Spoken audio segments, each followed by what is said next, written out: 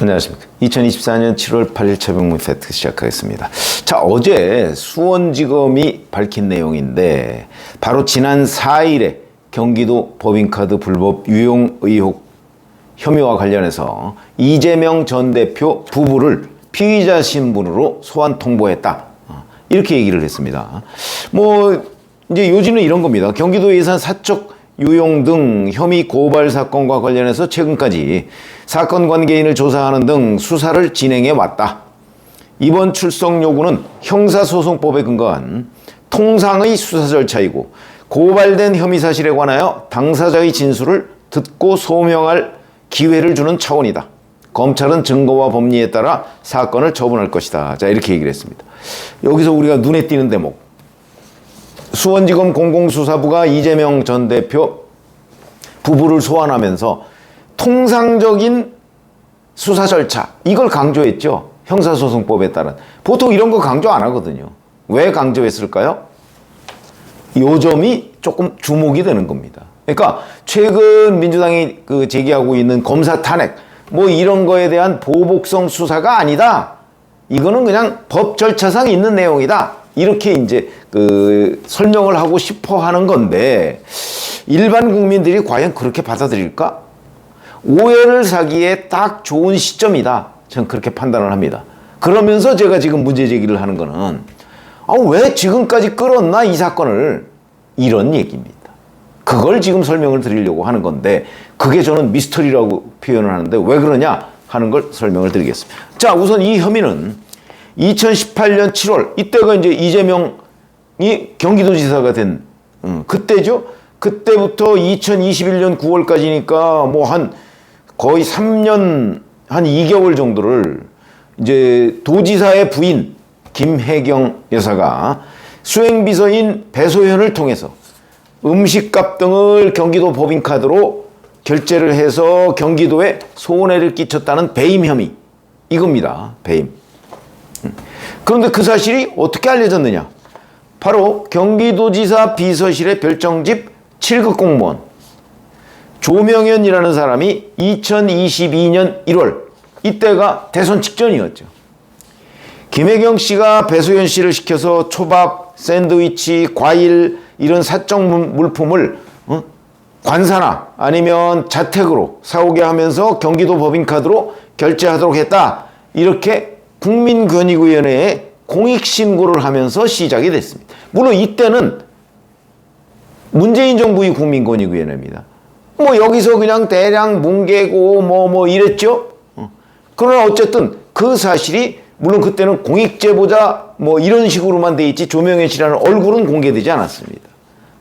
그런 상태에서 처음 시작됐던 게 바로 이 사건이거든요. 이렇게 되면 이제 검찰이 그때도 착수 수사를 하는 신용만 했고 결국은 3월에 대선 끝나고 나서 아마 수원지검에서 이제 본격적으로 수사를 시작했고, 보다 더 본격적인 건 아마 그해 5월에 윤석열 대통령이 취임하고 나설 겁니다. 그렇게 해서 배소연 씨를 공직선거법 위반 혐의로 기소한 게 2022년 9월입니다. 그래, 이거 정도는 충분히 여기까지는 미스터리가 없습니다. 근데 이 수사의 공범이 김혜경이거든요. 자, 그러면서 배소연 씨를 기소하면서 검찰이 공범 관계인 김혜경 여사에 대해서는 계속 수사를 하겠다, 이렇게 얘기를 했습니다. 자, 그게 2022년 9월입니다. 그런데 배소연 씨가 재판을 계속, 기소가 됐으니까 재판을 받았을 거 아닙니까?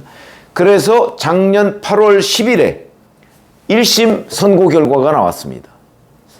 징역 10개월에 집행유예 2년. 왜냐하면 액수가 중요한 게 아니고 경기도 법인카드 공금을 횡령하고 배임했다, 이게 중요한 거니까. 그리고 선거법을 위반했다는 거예요. 기부행위 금지죠. 이게 중요하니까 그 부분에 대한 죄를 물어서 1심 선고가 2023년 8월 10일, 그러니까 거의 11개월 만에 1심 선고가 나왔습니다. 그리고 나서 올해 2월 14일에 2심 선고가 나왔는데 1심과 동일합니다. 징역 8개월에 집행유예 2년. 자, 그랬는데 배소연 씨가 대법원에 상고를 하지 않았습니다. 그래서 형이 확정됐습니다. 확정된 거는 이제 1호부터 상고 기간, 뭐 이게 이제 대략 며칠 정도 되니까 기사를 찾아보면 2월 22일쯤에 확정이 됐습니다. 자, 그런데 공범인 배소연 씨가 2월 14일에 2심 선고가 나오니까 그때 바로 검찰이 뒤늦게 김혜경을 불구속 기소합니다. 같은 혐의로. 공범인 배소연 씨가 기소된 지 무려 17개월 만입니다. 1년 5개월 만입니다. 자, 그러면 제가 지금 말씀드리려고 하는 내용이 왜 미스터리라고 하느냐.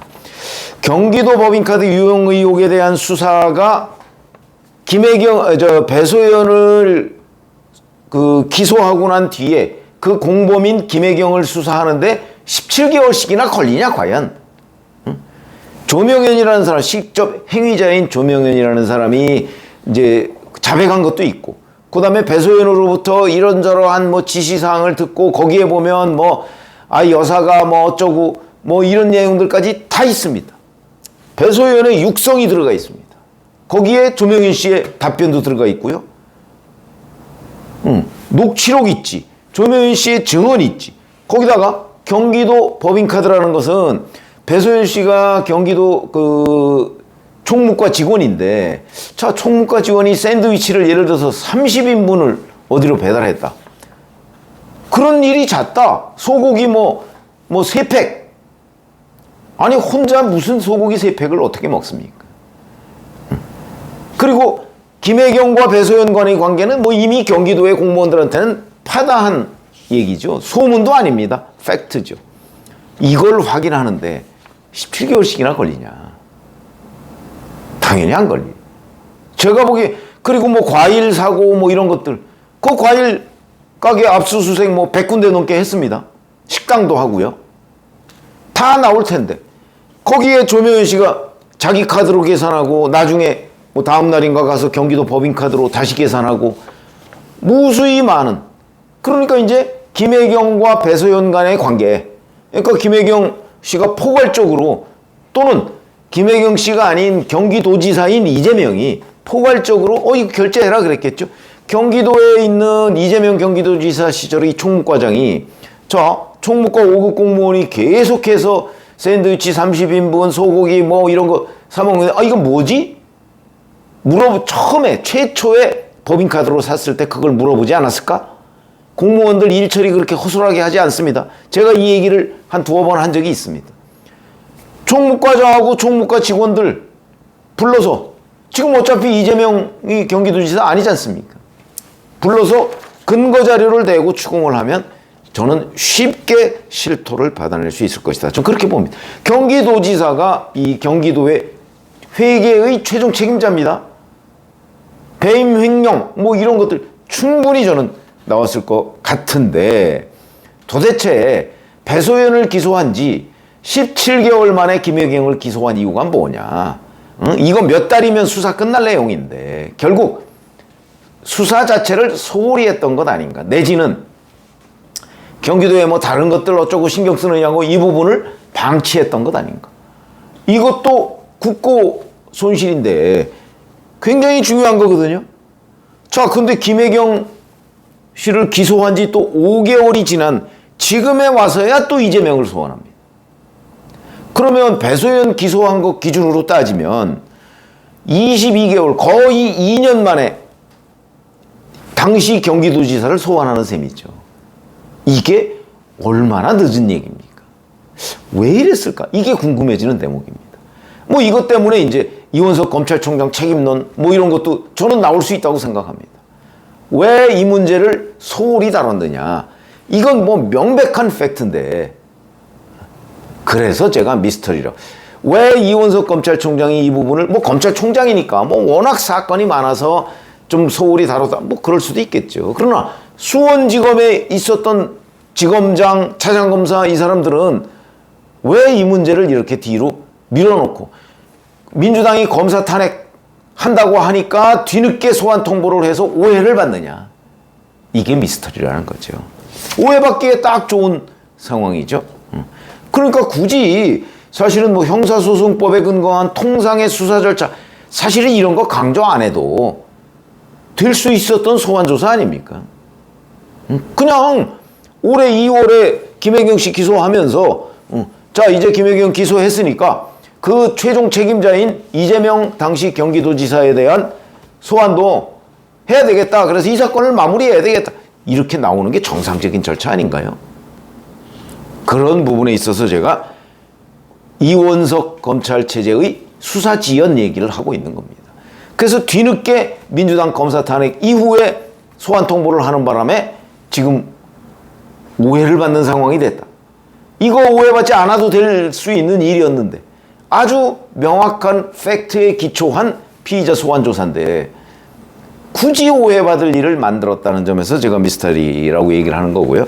이거 자, 소환에 응할까요? 지금 소환 날짜를 정하지는 않았다고 합니다. 아마 몇 개 날짜를 가지고 이재명 측과 이제 조율을 하고 있다고 하는데 아마 오늘부터 민주당에서는 이게 어제 나온 뉴스니까 민주당에서는 소환에 응하지 말자 이런 분위기가 막 팽배하고 뭐 여러 가지 이제 그 이벤트들을 하려고 할 겁니다. 그런데 그럼에도 불구하고 이재명 전 대표는 아마 그런 거 다 들은 뒤에 놔두고 그걸 이제 그게 일종의 여론전이죠. 그리고 나서 소환에는 응하겠다 아마. 뭐 응하지 않으면 뭐 체포영장 어쩌고 할 텐데 지금 체포영장 쳐봤자 소용이 없는 건 아시죠? 뭐 일부 유튜버들 아직도 구속영장 노래를 하고 있던데 구속영장을 하려면 청구하면 물론 그걸 쇼로 할 수는 있습니다. 그러나 쇼로 한다는 게 너무 명백하지 않습니까?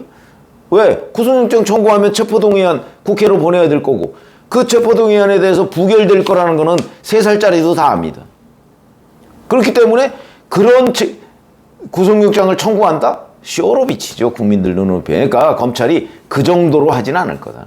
그러니까 아예 구속영장 청구는 없을 거라고 봐야 되고요. 그 다음에 이제 이 부분 소환에 응하느냐 안 응하느냐. 응하지 않으면 또 체포영장을 청구해야 되는데 그것도 쇼로 보이죠. 그러나 그거는 구속영장 청구에 비하면 훨씬 명분이 있습니다. 소환에 불응하니까. 아마 이런 것 때문에 제가 예상컨대는 이재명 전 대표는 당내의 소환 불응하자 뭐 이런 의견에도 불구하고 소환에는 응할 것으로 보인다.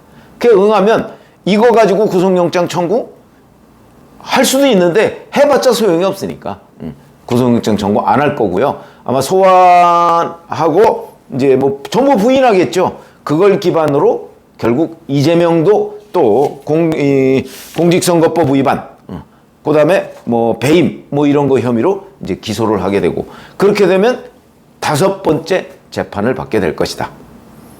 이것도 공직선거법은 잘 아시지만 뭐 안 지키는 판사들이 워낙 많지만 6개월 내에 1심 선고를 해야 되는 강행 규정이 있습니다. 그러니까 그거는 그거대로 또 한번 지켜보시면 되겠습니다. 여하튼 제가 오늘 말씀드리는 내용은 이 수사가 쉽게 끝날 수 있었는데 왜 이렇게 뒤늦게 끌다가 오해를 받느냐 이 부분에 대한 의문이 있다 이런 말씀을 드렸습니다.